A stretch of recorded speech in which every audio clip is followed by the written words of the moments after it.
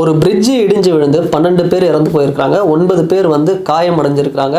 எங்கன்னு பார்த்தோம்னா குஜராத் மாநிலத்தில் இருக்கக்கூடிய வதோதரா அப்படிங்கிற மாவட்டத்தில் தான் இது வந்து நடந்திருக்கு. அந்த பிரிட்ஜு பேர் பார்த்தோம்னா கம்பீரா பிரிட்ஜ். ஆனால் பார்க்குறதுக்கு என்னவோ கம்பீரமாக தான் இருக்கும். ஆனால் 40 வருடம் பழமையான ஒரு பிரிட்ஜ் அப்படிங்கிறதுனால அந்த பிரிட்ஜ் வந்து கொலாப்ஸ் ஆகி இன்றைக்கி 12 பேர் உயிரை வந்து எடுத்திருக்கு. இதுக்காக வந்து பிரைம் மினிஸ்டர் நரேந்திர மோடி அவர்களும் சரி, இல்லை குஜராத்தோட சிஎம்மும் வந்து ஒரு காம்பன்சேஷன்லாம் வந்து அனௌன்ஸ் பண்ணியிருக்காங்க. எல்லாமே ஓகே. ஆனால் இங்கே நம்ம பார்க்க வேண்டியது நிறைய விஷயம் இருக்குங்க. இது ஒரு கேஸ் மட்டும் இல்லை, பல கேசஸ் பிட்வீனில் இந்த மந்தில் ஜூன் மந்த்லேயே பார்த்தோம்னா இது மாதிரி நிறைய சம்பவங்கள் வந்து இந்தியா ஃபுல்லாக பல இடங்களில் நடந்திருந்தது. இப்போ ரீசெண்டாக கூட 2 நாளைக்கு முன்னாடி ராஜஸ்தானில் ஒரு பெரிய ரோடு, அதாவது ரோடை வந்து அப்படியே அந்த தார் ரோடோட அப்படியே வெள்ளம் வந்து அப்படியே பிடுங்கி அடிச்சுட்டு போகுது ஆற்றுல. அந்த அளவுக்கு வந்து ஒரு மோசமான ஒரு நிலைமை வந்து இப்போ ரெகுலராக வந்துட்டுருக்கு ரீசெண்ட் டைம்ஸில். இந்த இடத்துல உண்மையாக ஒரு விஷயத்தை பதிவு பண்ணோம் அப்படின்னா, தமிழ்நாடு மாதிரியான ஒரு ஸ்டேட்டில் இருக்கிறதுக்கு நான் ரொம்ப பெருமைப்படுறேங்க. உண்மையாக சொல்லணும்னா நம்ம என்ன வேணால் சண்டை போடலாம், ஏடிஎம்கே டிஎம்கே, இந்த திராவிடம், இந்த 2 கட்சிகள் அப்படி இப்படின்னு நிறைய வந்து விமர்சனம் இருக்குது, நான் இல்லைன்னு சொல்லலை. இது வரைக்கும் பெஸ்ட்டான ஒரு சீஃப் மினிஸ்டர் அப்படின்னு காமராஜர் பெருந்தலைவர் அவர்களை வந்து சொல்லுவோம். அதே மாதிரி அவருக்கு அடுத்தபடியாக எம்ஜிஆர் அவர்கள் வந்து சிஎம்மாக இருந்தார்.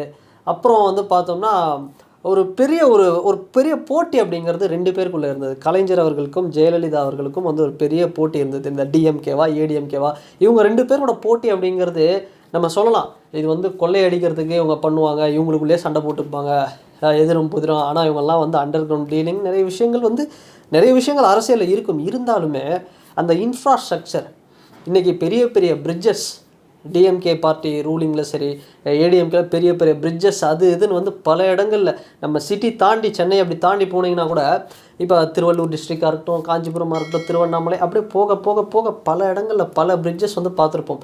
காமராஜர் அவர்கள்லாம் வந்து பார்த்தோம்னா அணை எவ்வளோ பெரிய அணை வந்து கட்டி கொடுத்துருக்குறாரு. இவ்வளோ வந்து விஷயங்கள்லாம் நடந்திருக்கு. ஆனால் இந்த கொலாப்ஸ் அப்படின்னு வரும்பொழுது இந்த பொதுப்பணித்துறை இந்த சார்பாக இது மாதிரியான பிரிட்ஜ் இந்த கொலாப்ஸ்லாம் வந்து பெரிய லெவலில் ஆக்சிடென்ட் ஆகுது அப்படின்னு பார்த்தோம்னா நம்ம தமிழ்நாட்டில் கேசஸ்லாம் ரொம்ப கம்மி. இந்த ரீசண்டான வருடங்களில் எடுத்து பார்த்தோம்னா ரொம்பவே கம்மி. இது மாதிரியான விஷயங்கள்லாம் நடக்காது. ஏன்னா நம்மளே பார்த்துருப்போம். இப்போ சென்னையில் ஏதோ ஒரு பிரிட்ஜை வந்து ரூட்டை வந்து தள்ளி விட்டுருப்பாங்க, அந்த பக்கம் போக வேணாம், இல்லை பிரிட்ஜு வந்து ரீகன்ஸ்ட்ரக்ஷன் ஒர்க் நடந்துகிட்ருக்கு அப்படிலாம் சொல்லுவாங்க. எதுக்காக அப்படின்னு பார்த்தோம்னா எப்பவுமே வந்து செக் பண்ணிக்கிட்டே இருப்பாங்க. நம்ம தமிழ்நாடு லெவலெலாம் வந்து சவுத் இந்தியாவிலே மோஸ்ட்டாக இந்த மாதிரி கேசஸ்லாம் பெருசாக வராது.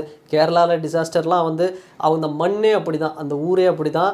ஸோ அங்கே வந்து டிசாஸ்டர் வந்து கொஞ்சம் அந்த நிலைச்சரிவு அதை நம்ம இது பண்ணுறோம். பட் நீங்கள் வந்து கம்பேர் பண்ணி நார்த் இந்தியாவோட சவுத் இந்தியாவை கம்பேர் பண்ணிங்கன்னா தெலுங்கு ஸ்டேட்ஸாக இருக்கட்டும், தெலுங்கானா, ஆந்திர பிரதேஷ் அண்ட் இந்த பக்கம் கர்நாடகாவாக இருக்கட்டும், இல்லை தமிழ்நாடாக இருக்கட்டும், இதெல்லாம் நம்ம எடுத்து பார்த்தோம்னா இந்த மாதிரி பிரிட்ஜு கொலாப்ஸ் அப்படிங்கிற விஷயம் பெருசாக இருக்காது. எங்கள் சீஃப் மினிஸ்டர் வந்து இன்ஃப்ராஸ்ட்ரக்சர் அதுலேயும் வந்து ஆந்திரா கூட ஓகே, நான் வந்து ஆந்திரா கர்நாடகாலாம் வந்து நான் லீஸ்ட்டில் தான் வைப்பேன். பட் தமிழ்நாடு வந்து லீடில் தான் வைப்பேன். நீங்கள் வந்து ஒன்றும் இல்லை, சென்னையிலேருந்து அப்படி கொஞ்சம் வெளியே தாண்டி போனாலே ரொம்ப ஒரு மோசமான ஒரு சூழல். இன்னமும் வந்து பார்த்தோம்னா அந்த ரோடு இன்ஃப்ராஸ்ட்ரக்சர்லாம் வந்து ரொம்பவே வந்து இதுவாக இருக்குது. ஆனால் நீங்கள் வந்து நம்ம தமிழ்நாட்டில் இருக்கக்கூடிய கன்னியாகுமரியாக இருக்கட்டும், இல்லை அந்த கடைக்கோடியில் இருக்கக்கூடிய ராமநாதபுரம் டிஸ்ட்ரிக்ட் கூட பார்த்தோம்னா அவ்வளோ ஒரு ட்ரை ரீஜனாக இருந்தாலும் அங்கெல்லாம் ரோட்ஸ் எல்லாம் அவ்வளோ நல்லாயிருக்கும். நம்ம பார்த்தோம்னா அவ்வளோ சூப்பரான ஒரு இன்ஃப்ராஸ்ட்ரக்சர் தமிழ்நாட்டில்.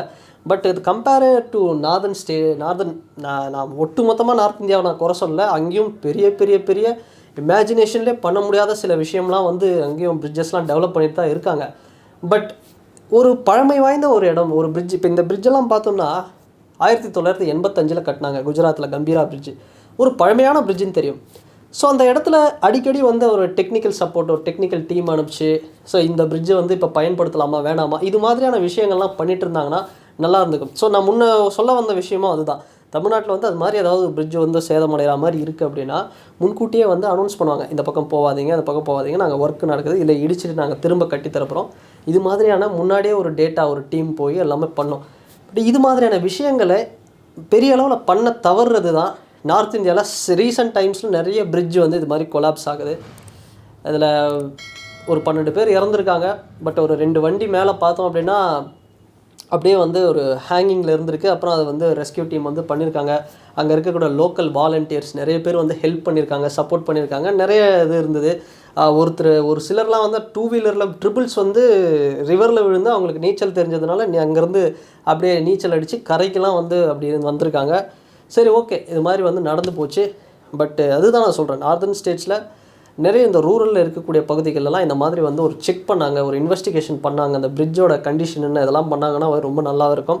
சரி முடிஞ்சு போச்சு. இதுக்கப்புறம் வந்து பிரைம் மினிஸ்டர் பார்த்தோம்னா ஒரு 2 லட்சம் ரூபாய் வந்து அந்த உயிரிழந்த குடும்பத்துக்கு வந்து காம்பன்சேஷனாக கொடுத்துருக்காரு. இன்னொரு பக்கம் பாதிக்கப்பட்ட அந்த காயமடைஞ்சு ஹாஸ்பிட்டலில் இருக்கிறவங்க அவங்களுக்குலாம் வந்து ஒரு 50,000 ஒரு அமௌண்ட் கொடுத்துருக்காங்க. அந்த ஸ்டேட்டோட சீஃப் மினிஸ்டர் பூபேந்திரா பட்டேல் அவர் வந்து என்ன பண்ணுறாரு, ஒரு 4 லட்ச ரூபா தராரு உயிரிழந்த அந்த ஃபேமிலிக்கு. அண்ட் 50,000 பார்த்தோம்னா 50,000 அப்படிங்கிறத ஒரு காயமடைந்த அந்த இன்ஜூர் ஆனவங்களுக்கு வந்து கொடுக்குறாரு. ஸோ இது மாதிரியான விஷயங்கள் நடந்துருக்கு. ஒரு பக்கம் அப்போசிஷன் அப்படிங்கிறது குறை சொல்கிறாங்க. ஓகே, 35 வருஷமாக வந்து பிஜேபி ரூல் பண்ணாங்க, என்ன பண்ணிட்டு இருந்தாங்க, 30 வருஷமாக ரூல் பண்ணாங்க பிஜேபி, அங்கே இப்படி இருக்குது. இப்போ காங்கிரஸ் வந்து இப்படி ஒரு குறை சொல்கிறாங்க. இப்போ காங்கிரஸே அங்கே ஆட்சியில் இருந்தாலும் அந்த பிரிட்ஜ் வந்து கொலாப்ஸாக தான் ஆகியிருக்கும். ஸோ இது என்னென்னா, ஒரு விஷயம் நடக்கும்போது காங்கிரஸ் பிஜேபின்னு வந்து ஒருத்தர் வந்து மாற்றி மாற்றி குறை சொல்லிக்கிறாங்க. ஆனால் அந்த ரைட் டைமில் ஒரு டெக்னிக்கல் சப்போர்ட் ஒரு டீம் அனுப்பிச்சு, அங்கே இருக்கக்கூடிய அந்த பொதுப்பணித்துறை அந்த சார்ந்த ஆட்களை எல்லாம் அனுப்பிச்சு அது அப்பப்போ வந்து இன்வெஸ்டிகேட் பண்ணி அந்த செக் பண்ணாங்க. இப்போ இதில் கூட இன்னும் வந்து ரீசன் கண்டுபிடிக்கல, இந்த பிரிட்ஜ் எப்படி கொலாப்ஸ் ஆச்சுன்னு. இனிமேல் தான் சொல்லுவாங்க. பட் ரீசன் என்னென்னா, ஒரு கடைசியில் ஒரு 40 வருஷம் பழமையான ஒரு பிரிட்ஜு. ஸோ அப்படி தான் வந்து ஒரு ரீசன் வரும். ஸோ இதை தாண்டி வேறு என்னென்ன ப்ராப்ளம் அப்படிங்கிறதும் வரும். ஸோ அதுதான் ஒருத்தர் வந்து குறை சொல்கிறது அப்படிங்கிறத தாண்டி அப்பப்போ வந்து ஒரு செக் பண்ணாங்க அப்படின்னா, இந்த சவுத் இந்தியாவை விட இந்த நார்த் இந்தியாவில் இது மாதிரி இந்த ரூரலில் இருக்கக்கூடிய சில பகுதிகளில் அடிக்கடி இது மாதிரியான ஒரு சம்பவங்கள் வந்து நடக்காமல் இருக்கும். ஸோ இந்த இஷ்யூ பொறுத்த வரைக்கும் இதுதான். ஸோ 12 உயிர் அப்படிங்கிறது ஒரு சாதாரண என்னென்னா, ஃப்ளைட்டில் போகும்போது தான் இப்போ ஃபஸ்ட் டைம் ஃப்ளைட்டில் போகிறவங்களாம் யோசிப்பாங்க என்னென்னு, எப்படியாவது இந்த ஃப்ளைட்டில் வந்து நம்ம சேஃபாக போயிட்டு லேண்ட் ஆகிடணும்பா அப்படிங்கிற மாதிரி. ஆனால் இப்போ நார்த் இந்தியாவில் சில இடத்துலலாம் இந்த மாதிரி பழமையான பிரிட்ஜுக்கெலாம் போகும்போது ஐயோ நம்ம இந்த இடத்துலேருந்து அந்த பிரிட்ஜை எப்படியாவது கிராஸ் பண்ணிடும்பான்னு அப்படி வேண்டணும் போல். ஸோ அப்படி ஒரு சம்பவமாக வந்து இது வந்திருக்கு. ஸோ அண்ட் இந்த வீடியோ பற்றின உங்களுடைய கருத்துக்கள் என்ன அப்படிங்கிறத இந்த கமெண்ட் செக்ஷனில் மறக்காமல் பதிவிடுங்க. அண்ட் வேறு ஒரு வீடியோவில் வேறு ஒரு கான்டென்ட்டில் நான் உங்களை பார்க்குறேன்.